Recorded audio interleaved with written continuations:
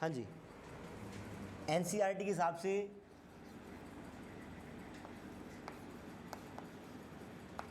Chapter number 6, नाम है इसका इलेक्ट्रोमैग्नेटिक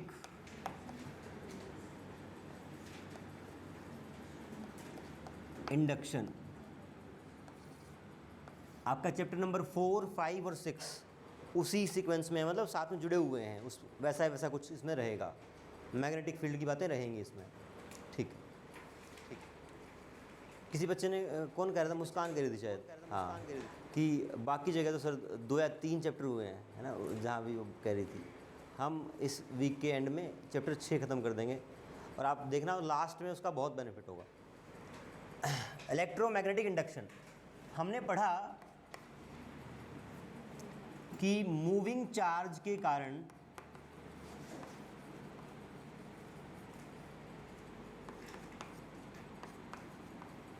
आपका मैग्नेटिज्म प्रोड्यूस होता है। मूविंग चार्ज के कारण, मूविंग चार्ज को आप बेसिकली बोल सकते हैं करंट। अगर किसी वायर में करंट फ्लो कर रहा है तो उसके कारण से मैग्नेटिज्म प्रोड्यूस हुआ। ये हमने देखा चैप्टर नंबर 4 में भी, 5 में भी। अब बताएं आप, अगर इसका उल्टा भी हो, क्या एक मूविंग मैग्नेट कैन प्रोड्यूस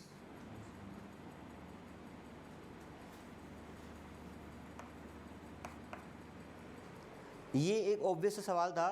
क्या अगर मूविंग चार्ज मैग्नेटिज्म प्रोड्यूस करता है तो क्या मूविंग मैग्नेट करंट प्रोड्यूस करेगी क्या? उल्टा सवाल है उसका। तो जनरली देखो, हम जब चैप्टर 4 स्टार्ट किया हमने तो बात करी थी कि electricity as a subject was well known before 1820 या 1800, और मैग्नेटिज्म सेपरेटली आपको भी पता था, मैग्नेटिज्म के बारे में भी। लेकिन दोनों का रिलेशन एस्टेब्लिश हुआ किससे? ओयरस्टेड एक्सपेरिमेंट से। वहाँ पे जब एक वायर के थ्रू करंट प्रोड्यूस किया गया तो आयरन फिलिंग्स एक स्पेशल अरेंजमेंट में आपकी आ गई थी। तो इसका मतलब एक करंट के कारण मैग्नेटिज्म प्रोड्यूस होता है, दोनों का जुड़ाव तो था। बट ये उल्टा लिंकेज भी है क्या? एक मूविंग मैग्नेट के कारण करंट प्रोड्यूस हो सकता है क्या? ये इस चैप्टर का मेन पार्ट है। इस बात की डिस्कवरी बड़ी एक्सीडेंटली हुई थी। फैराडे एक साइंटिस्ट हैं, हम थोड़ी देर में फैराडे लॉ भी पढ़ेंगे। फैराडे कोई और एक्सपेरिमेंट कर रहे थे और उनके पास एक गैल्वेनोमीटर लगा हुआ एक लूप था। ये वायर है आपकी, साथ में गैल्वेनोमीटर लगा हुआ है। गैल्वेनोमीटर क्या करता है? हाँ, स्मॉल अमाउंट ऑफ करंट को डिटेक्ट और मेज़र करता है।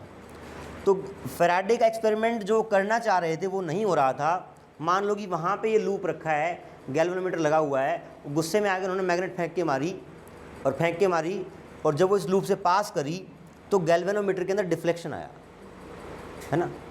तो वहाँ से ये पॉइंट आया, क्या मूविंग मैग्नेट करंट प्रोड्यूस कर सकती है क्या? क्योंकि मैग्नेट मूव कर रही थी और अगर इसके अंदर डिफ्लेक्शन आई है तो करंट प्रोड्यूस हो गया।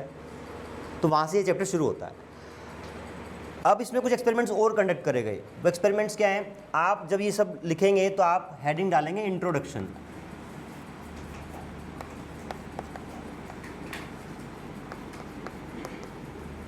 इंट्रोडक्शन में आपने बताया कि इलेक्ट्रिसिटी मैग्नेटिज्म का आपस में पहले से आपका रिलेशन जो है वो ओयरस्टेड एक्सपेरिमेंट द्वारा एस्टेब्लिश किया जा चुका है। ये बात हमें पहले से नोन है। अब इस पे हमें स्टडी करना है कि ये बात वैलिड है कि नहीं। फैराडे लॉ ने बता दिया था कि हाँ ऐसा है तो कुछ, तो उससे लिंक्ड कुछ और एक्सपेरिमेंट भी हुए, वो देखते हैं। पहला इसमें एक्सपेरिमेंट देखा गया,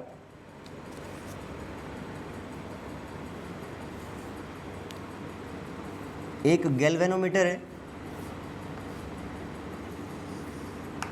ये एक लूप है, मतलब बेसिकली सारी की सारी वायर ही है। यहाँ पे उसको लूप फॉर्म में किया गया है। एक bar magnet, north pole south पोल।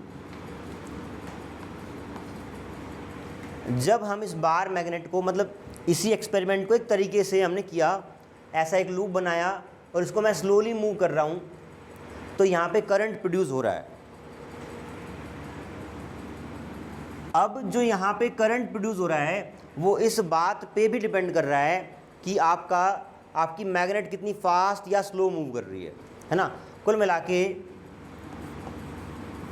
मैग्नेट को मूव करने से आपका करंट तो प्रोड्यूस हो ही रहा है, करंट तो आ ही रहा है, बट यदि आपने फास्ट उसको मूव किया तो करंट जो प्रोड्यूस हुआ वो ज़्यादा हुआ, और आपने उसको स्लो मूव किया तो करंट आपका बना तो पर कम बना।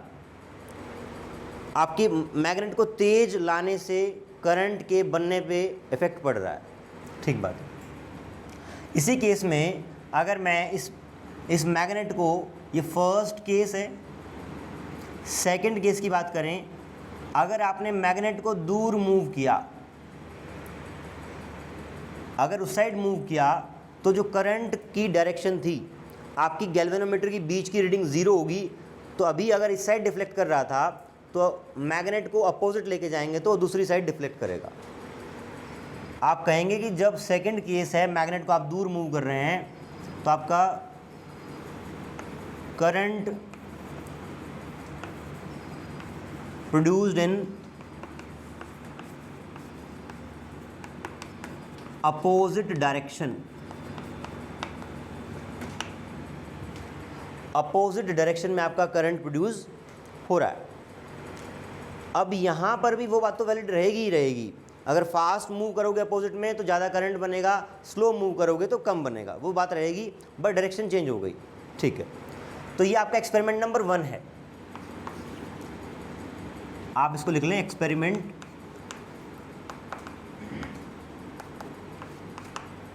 सेकंड। देखते हैं सेकंड एक्सपेरिमेंट में क्या किया गया।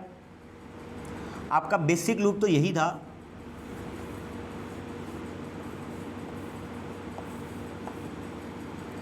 बेसिक लूप यही है। एक लूप और है आपका,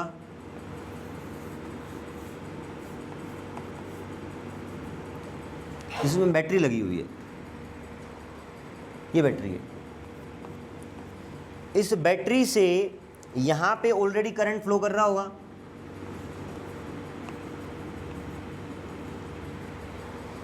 आप ध्यान देना इस लूप की डायरेक्शन कैसी है। यहाँ पे बोर्ड पे दिखाना थोड़ा सा डिफिकल्ट है, ये लूप ऐसे है ना, ये लूप ऐसे है। ये वाली वायर है, ये ऐसे ऐसे और ऐसे है, और जो यहाँ पे लूप बना है वो ऐसे है, क्रॉस है, ठीक है। हाँ जी, जिसके आपने वो उसमें दिखाया था नहीं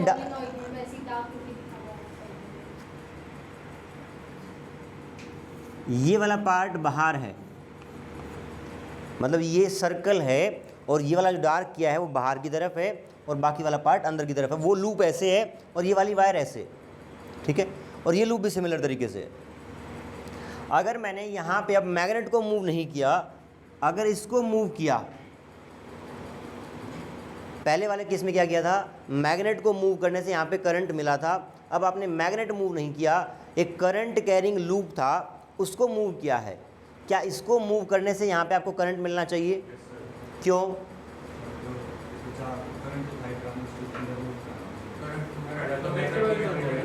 हाँ जी, हाँ देखो, पहली बात तो अगर ये करंट कैरिंग लूप है तो करंट कैरिंग लूप का अपना एक मैग्नेटिक फील्ड होता है और वो करंट कैरिंग लूप बार मैग्नेट की तरह बिहेव करता है, हमें पता है। Equivalence between bar magnet, current carrying loop and solenoid, तीनों का मैग्नेटिक फील्ड एक जैसा होता है।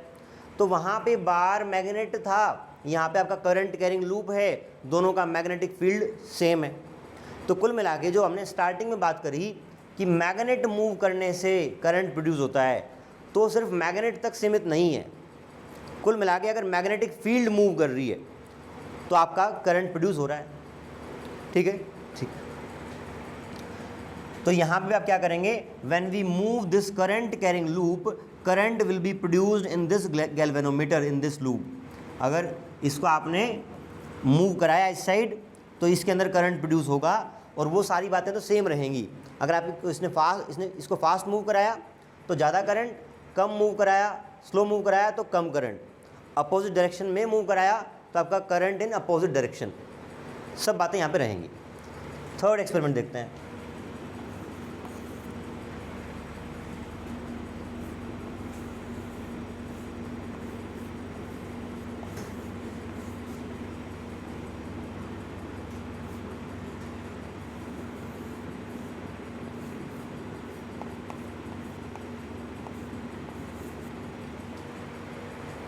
ध्यान से देखेंगे। हाँ जी, इसको when we move this current carrying loop, current will be produced in other loop also, current will be produced in other loop also। हाँ लिखाऊंगा, अभी लिखाऊंगा, इसके अंदर करंट प्रोड्यूस होगा। थर्ड केस में देखें, थर्ड केस में आप इस बैटरी वाले लूप को मूव नहीं कर रहे, बस क्या किया आपने, ये जो की है ना, की को क्लोज़ किया। पहले आपका सर्किट ओपन था, जैसे ही आपने की को क्लोज़ किया, एक बार आपको इस गैल्वेनोमीटर में डिफ्लेक्शन ऑब्जर्व हुआ, बस एक बार, और फिर आपका वापस वो रेस्ट पे आ गया। तो यहाँ पे तो आपने ना तो मैग्नेट मूव करी है, ना कोयल को मूव किया है। तो यहाँ पे आप बताएं, यहाँ पे करंट क्यों बना? सवाल समझे आप, कि यहाँ पे आपने इसको मूव नहीं किया है, बस की को क्लोज़ किया है।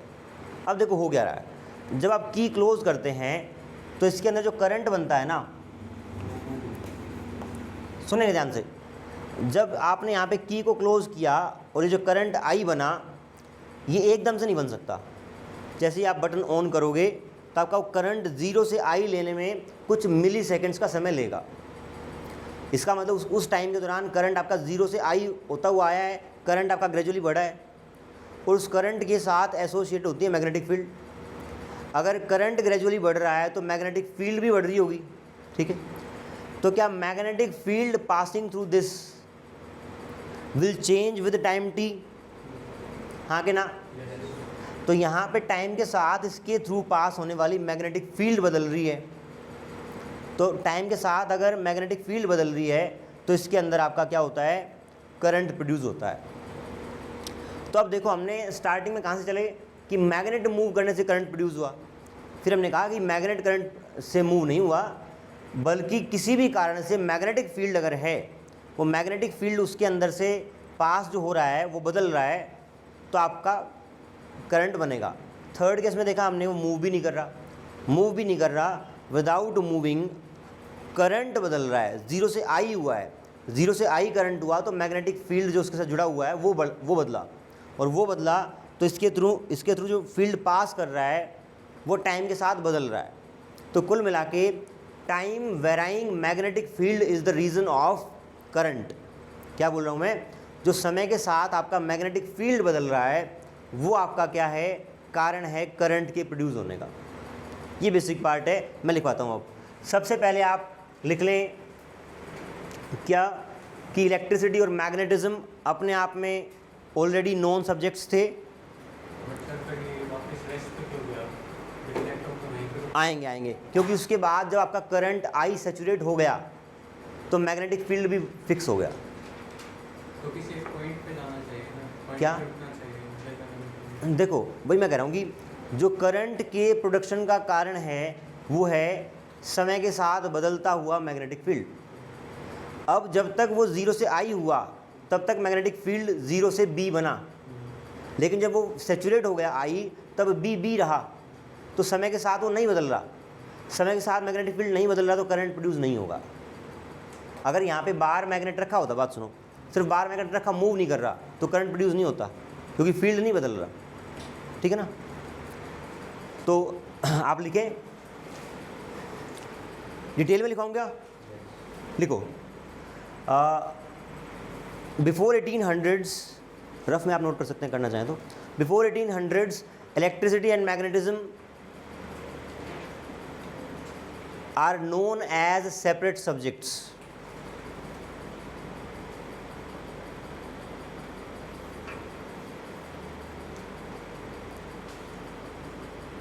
फिर सेकंड पॉइंट लिखेंगे, 1800 से पहले ये दोनों अलग अलग सब्जेक्ट थे। Second point, Oersted experiment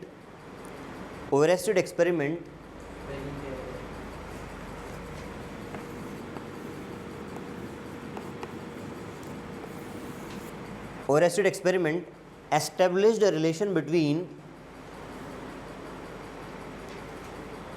current, electricity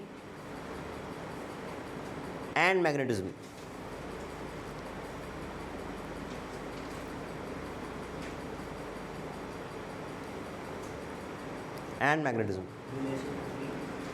Current, electricity and magnetism.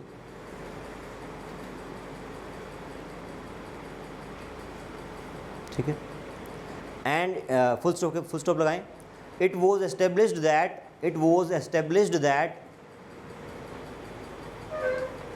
Moving charge produces magnetism.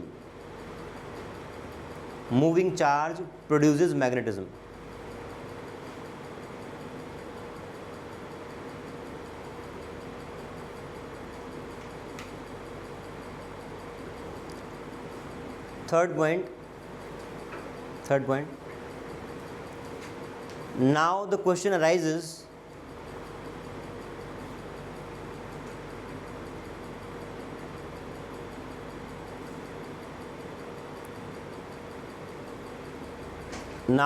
arises, whether a moving magnet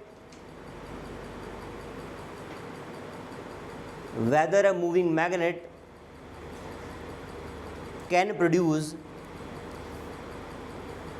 current, electric current,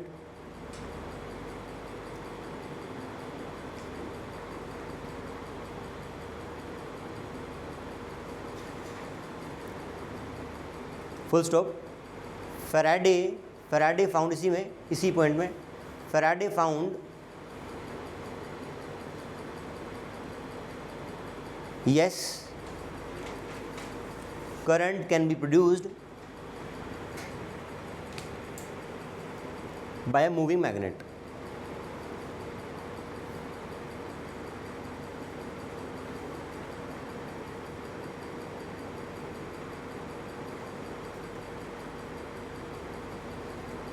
Next point, to establish this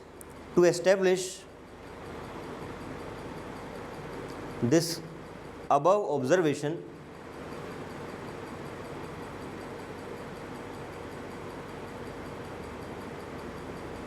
some more experiments were conducted.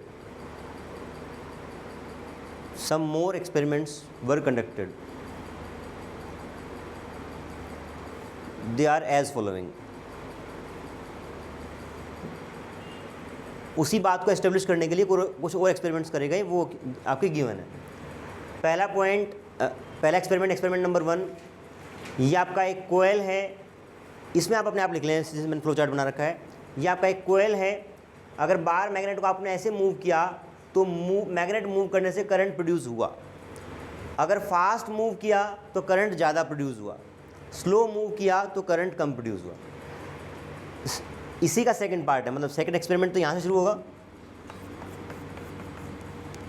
Second part में लिखा है current produced, अगर magnet को आपने opposite direction में move किया है, if magnet is moved in opposite direction, current will be produced in opposite direction also.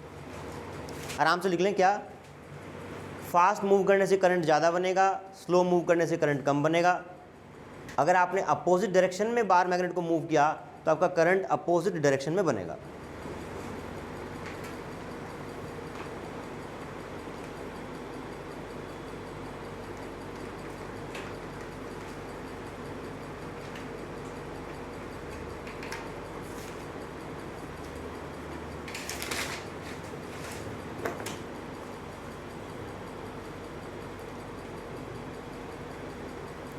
हाँ जी, आगे बढ़े।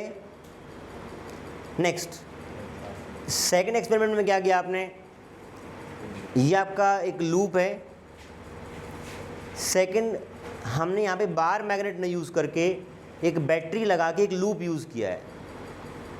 ठीक है, एक बैटरी लगा के लूप यूज़ किया तो उस बैटरी के कारण उसके अंदर करंट आया। और करंट के कारण मैग्नेटिक फील्ड बना।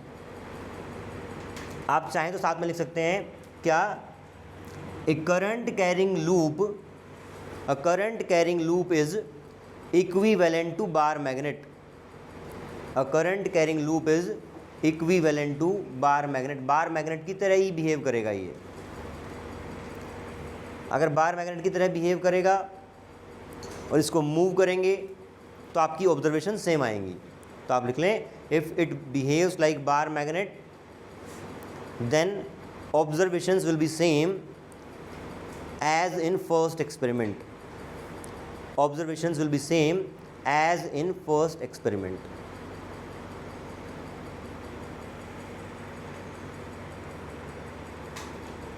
थर्ड में आपने ये बनाया, यहाँ पे एक स्विच लगाया है, नोट डाउन करेंगे। थर्ड एक्सपेरिमेंट में when the key is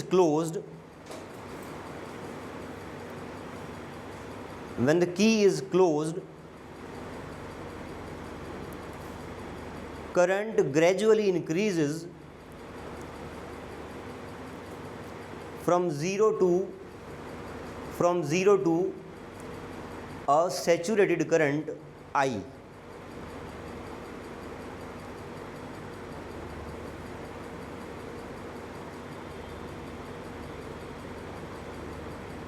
To a saturated current I.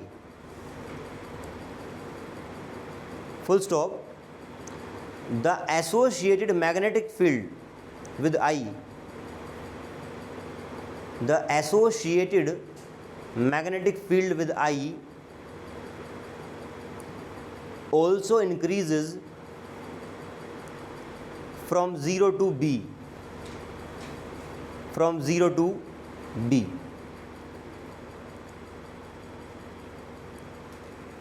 Hence, during this transition time,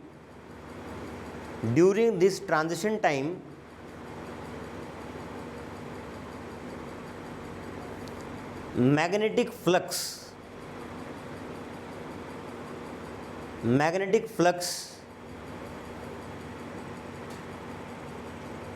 passing through second loop, बात करेंगे इसके बारे में।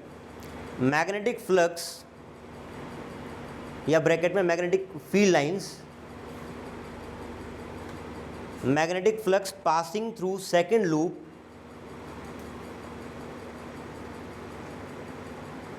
Changed with time.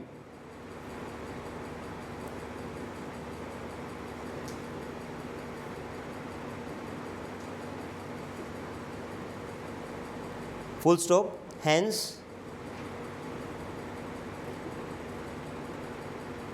Hence the time varying magnetic field is basic reason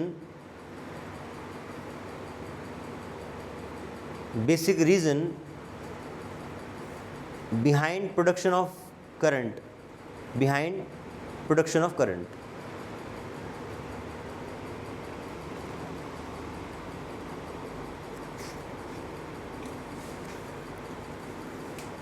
हाँ जी, बताएं, कोई doubt इस बात में? यहाँ पे एक टर्म आया मैग्नेटिक फ्लक्स, क्या आपको पता है उसके बारे में? मैग्नेटिक फ्लक्स को आप चाहें तो फाई एक जगह बॉक्स बना के magnetic flux phi B is B.ds, और आप डिफाइन करना चाहें तो magnetic flux is defined as magnetic field lines passing through a given area is perpendicular to the field lines. आराम से बोलूँ,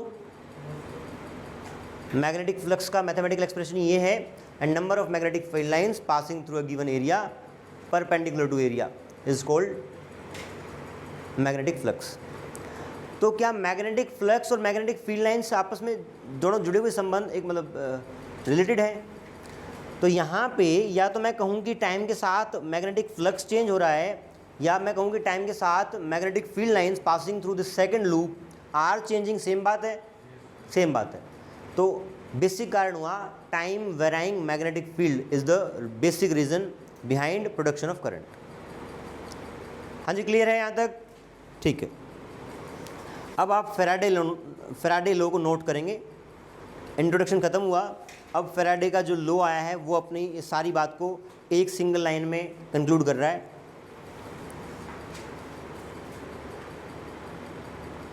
the magnitude of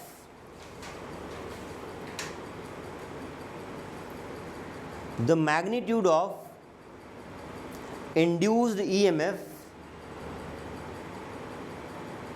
magnitude of induced EMF in a circuit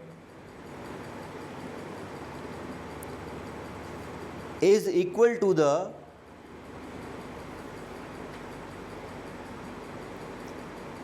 time rate of change equal to the magnitude of the induced EMF in a circuit is equal to the time rate of change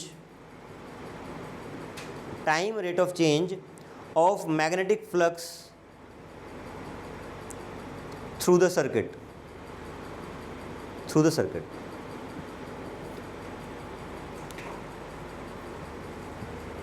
समझ लें क्या मतलब इस बात का?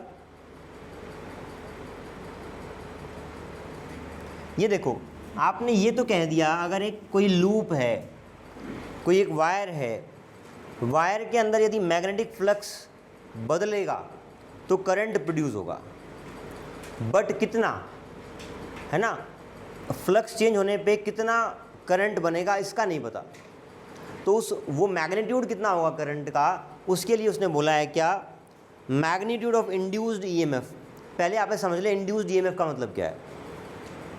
अगर मान लो आपके पास एक वायर है, उससे पहले बताएं ईएमएफ क्या होता है? इलेक्ट्रोमोटिव फोर्स या एक बैटरी या सेल का वोल्टेज पोटेंशियल डिफरेंस जिसके कारण से करंट चलता है। तो एक बात बताओ, अगर यहाँ पे मैग्नेटिक फ्लक्स चेंज करने से इसके अंदर करंट बना है, तो क्या मैं मान लूँ एक हाइपोथेटिकल बैटरी लग गई इसके अंदर, एक तार थी, सिंपल एक तार थी, और मैग्नेटिक फील्ड या मैग्नेटिक फ्लक्स चेंज होने से उसके अंदर करंट बन गया, तो मैं मान लेता हूँ कि एक हाइपोथेटिकल बैटरी बन गई, है ना? तो उस हाइपोथेटिकल जो बैटरी बनी उसको बोल रहा है इंड्यूस्ड ईएमएफ, कि एक ईएमएफ इंड्यूस हो गया है, ठीक है? तो इसने बोला the magnitude of induced EMF in a circuit is equals to time rate of change of magnetic flux through the circuit.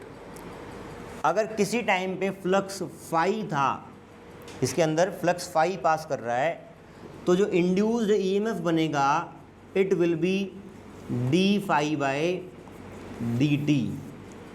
अगर कितने ईएमएफ की बैटरी लगी है ये पता लग गया और इस वायर का रेजिस्टेंस पता हो, तो I equal to E upon R करके हम करंट निकाल सकते हैं। तो बेसिकली जो फैराडे लॉ है वो करंट नहीं बताता, आपका बताता है इंड्यूस्ड ईएमएफ, ठीक है? तो आपको जब भी फैराडे लॉ डिफाइन करना आए तो आप जो स्टेटमेंट लिखवाइए वो लिखेंगे और ये कोट करेंगे। ये जो मैंने बात बोली हाइपोथेटिकल बैटरी, ये कहीं पे लिखी नहीं हुई है ना, बस समझने के लिए बात है। तो आप यहाँ पे फैराडे लॉ के नीचे लिख लें, लिखें point, we know changing magnetic flux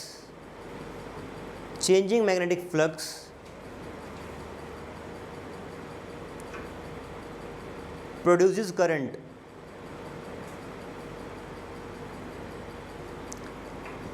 Produces current in a closed loop. Full stop. Therefore, we can assume a hypothetical battery. A hypothetical battery having some EMF is created due to changing flux. Having some EMF is created, उसके बाद क्या लिखा है? हाँ जी, due to changing. हाँ, due to changing flux, due to changing flux, due to changing flux, full stop. And this induced EMF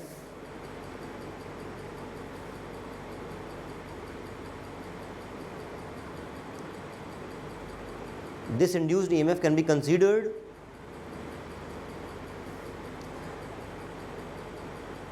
as a reason of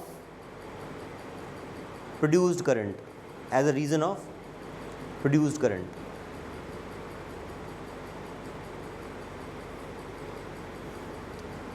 अगली line में magnitude of EMF is given by Faraday law.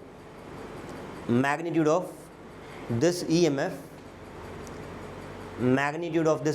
is given by Faraday law, E equal to d phi by dt. जिस rate से आपका flux change होगा उतना ज़्यादा induced EMF बन जाएगा. जिस रेट से आपका फ्लक्स चेंज होगा उतना EMF बन जाएगा. आप यहाँ पे देखें, अब वो बात समझ में आएगी कि फास्ट और स्लो से क्या करंट ज़्यादा पैदा होने का क्या कारण था. अगर यहाँ पे आपका ये मैग्नेट जल्दी आएगा तो इसके थ्रू फ्लक्स जल्दी चेंज होगा, और अगर स्लो आएगा तो स्लो चेंज होगा. तो फास्ट आने से EMF ज़्यादा बना और स्लो आने से EMF कम बना, तो उसी के अनुसार फिर आपका करंट भी तय होगा. निकले पूरा.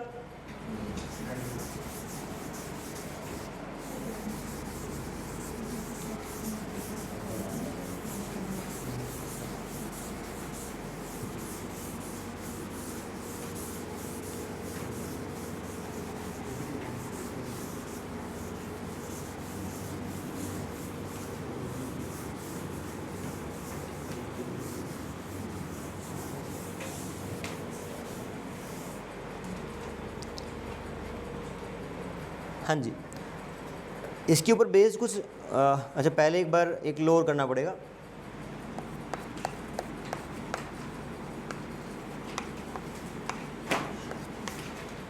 Lenz law. एक लूप के अंदर अगर आप किसी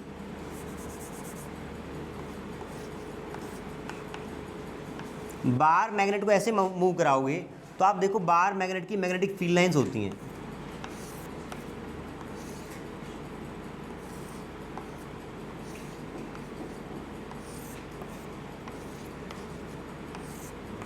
ये घूम के यहाँ साउथ पोल पे वापस मर्ज होंगी. इस बार मैग्नेट को मूव करोगे, जब पास में लेके आओगे तो क्या ज़्यादा number of field lines pass करेंगे इसके थ्रू, है ना, नज़दीक आ जाएगा, ज़्यादा मूव करेंगी तो फ्लक्स बढ़ जाएगा. तो आपका जो फ्लक्स है वो टाइम के साथ कितना फास्ट चेंज हो रहा है उस पर आपका डिपेंड करेगा इसके अंदर इंड्यूस्ड EMF कितना बनेगा. ठीक बात. अब देखो, दो बातें हो गई.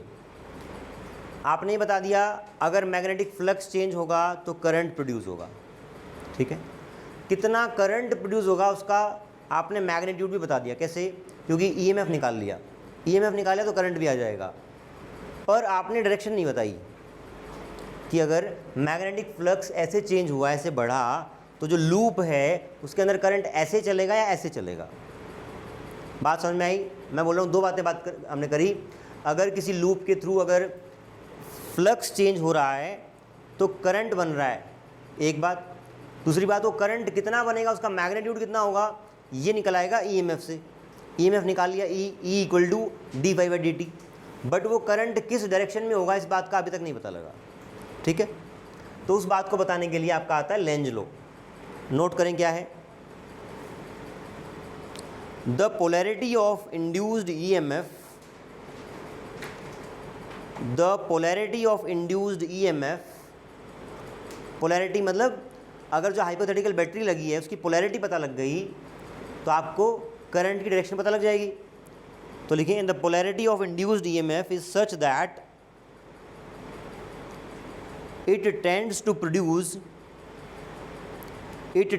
produce a current which opposes the change in magnetic flux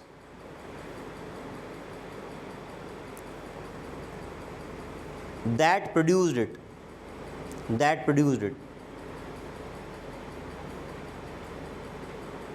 दोबारा बोल रहा हूँ, the polarity of induced EMF is such that it tends to produce a current which opposes the change in magnetic flux that produced it. जब भी आपसे कभी Lenz law पूछा जाए तो आप एग्जैक्ट लैंग्वेज कॉपी करेंगे, अपनी बना के नहीं लिखेंगे। और जो मैथमेटिकल एक्सप्रेशन है इसका वो है E equal to minus d phi by d t. Faraday law में बस एक एक्स्ट्रा माइनस साइन आया है और ये माइनस साइन आपको सिग्निफाई करता है कि करंट की डायरेक्शन क्या होगी। अभी बात करेंगे कैसे देखते हैं उसको।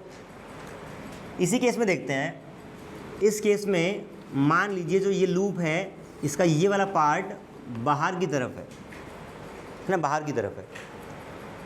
तो आप ये बताएं क्या इसके अंदर फ्लक्स बढ़ रहा है क्या जब ये पास में जा रहा है? तो फ्लक्स एंटरिंग इज इंक्रीजिंग।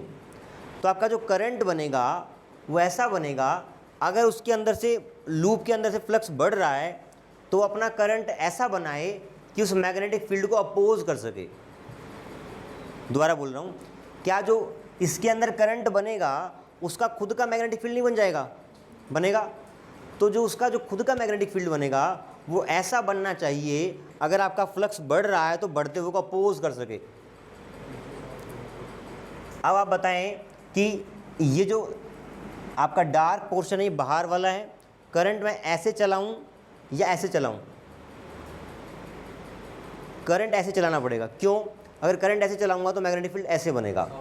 हाँ, तो वो बढ़ते हुए फ्लक्स को क्या करेगा? अपोज करेगा। अगर करंट ऐसे चला है तो वो फ्लक्स ऐसे बढ़ रही थी, उसको अपोज किया। अब आप स्टेटमेंट पढ़ें एक बार दोबारा लेंज लॉ की। The polarity of induced EMF is such that it tends to produce a current which opposes the change in magnetic flux that produced it. जिस मैग्नेटिक बढ़ती हुई मैग्नेटिक फ्लक्स ने उसको प्रोड्यूस किया है उसी को अपोज करने का वो ट्राई करता है। क्लियर है मोक्ष?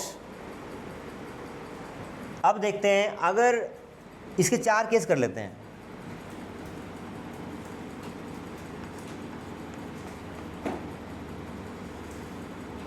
ये लूप है, लूप का जो ये डार्क वाला पोर्शन है बाहर की तरफ है और ये डैश वाला अंदर की तरफ। बार मैग्नेट आपने कहा ऐसे जाएगी तो आपने खुद ने कहा कि करंट ऐसे बनेगा। यस और नो? ऐसे 4 केस बन जाएंगे। अब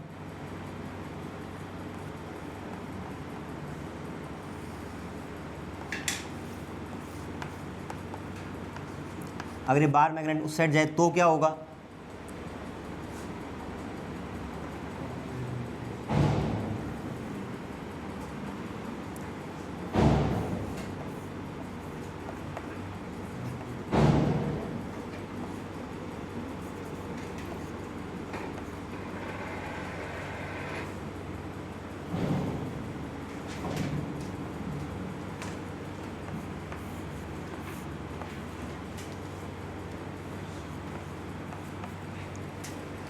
अगर ये समझ में आ गया तो अब तक का सब कुछ समझ में आ गया।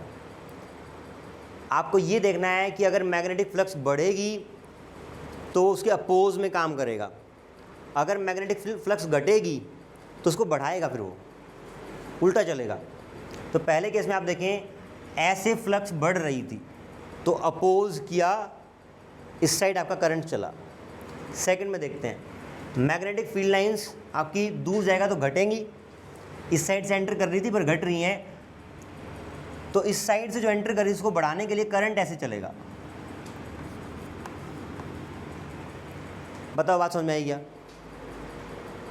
अब आप इस केस में बताएं ऊपर कैसे?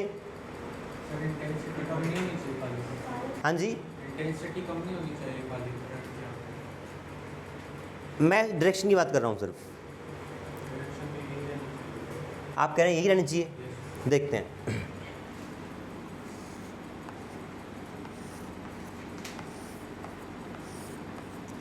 अगर ये पास में जाएगा तो फ्लक्स बढ़ेगी, किस साइड बढ़ रही है, इस साइड, तो इस साइड बढ़ती हुई फ्लक्स को वो अपोज करेगा ऐसे चल के करंट, ठीक है। अब देखते हैं यहाँ पे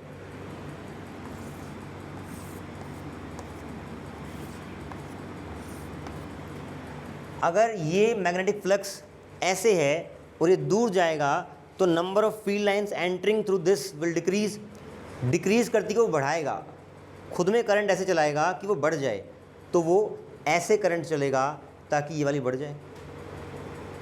यस और नो? अपोज भी करना चाहिए। वो उसके चेंज को अपोज करता है, आप लैंग्वेज पढ़ें, उसके चेंज को अपोज करता है। अगर वो बढ़ेगी तो बढ़ने नहीं देगा और घटेगी तो घटने नहीं देगा, बफर की तरह काम करता है वो। क्लियर है? देख समझ में आया?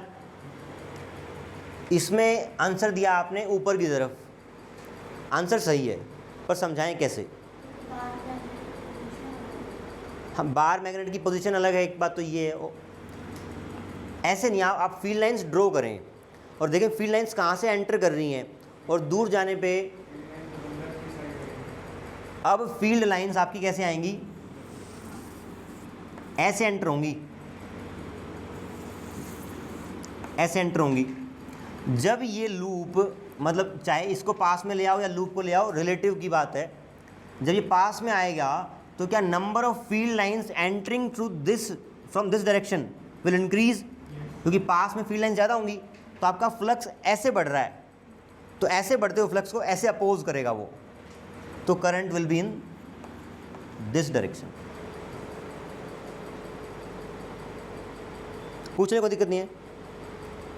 सर आप मतलब फ्लक्स इस साइड में इंक्रीज कर रहे हैं हाँ जी, और ऊपर वाले केस में भी इस साइड में इंक्रीज कर रहा है। पहले ऐसे बढ़ रहा था क्योंकि फ्लक्स आपका आई साइड से रहना था ना, तो इस साइड वाले को अपोज करने के लिए ऐसे बनाना पड़ेगा।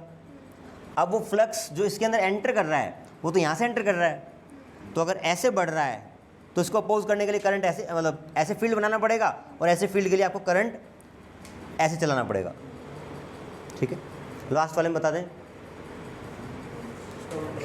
इसका उल्टा हो जाएगा। और वैसे देखें तो आप अगर ये वो दूर जाएगा या ये पीछे आएगा तो यहाँ पे entering field lines will decrease, उन इस साइड डिक्रीज कर रही हैं तो उनको बढ़ाएगा, वो इस साइड चलाएगा। क्लियर? कितना टाइम बचा है? तो इतना ही करते हैं आज। Thank you.